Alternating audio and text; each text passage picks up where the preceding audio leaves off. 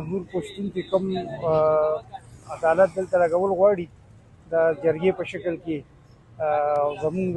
صوبې چې کوم وزیر اعلی دی دا ورسره میلاو دی نو موږ خو دا وایو چې دوی ته کوم ګورنمنټ میلاو شوی دی پکار دا چې دوی عوام دپاره کارونه وکړي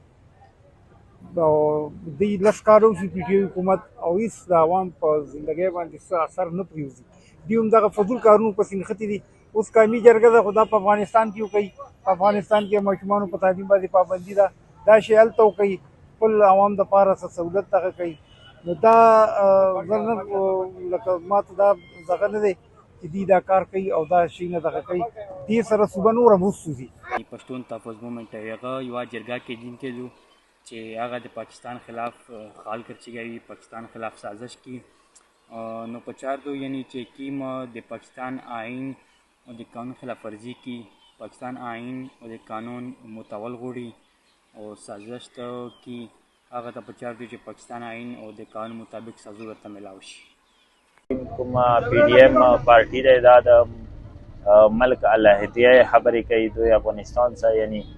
شمولیت هغه کوي دا پاکستان لپاره نقصان ده دی اکثر جلسو کې دا د انتشار خبرې کوي او دوی ته پکار دی چې پاکستان والا جنډې وي بل ملک والا جنډې پکار دی جلسو کې نه وي د 11 اکتوبر په حواله سره پښتون تحفظ مومنټ کومه قومي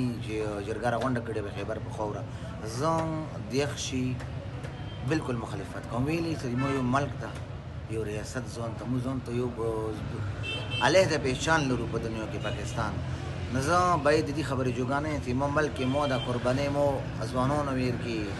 ډېر په تکلیفونو د ملک آزاد متملو شو د ښه خوشحال زندگی کې تر شي مو ملک په افغانستان جنډا لري او کته دا جرګه کوي برای مهرباني تو لوټ افغانستان کې کابل کې دا جرګه وکړو موږ د سپورټ ویلي چې مو خپل ځان ته ریاست ته یو آئین د یو قانون دا قانون مطابق به ته چلےږي قانون نه بغیر نشي چلے دی پاکستان کې آئین سره به ټکر نه کوي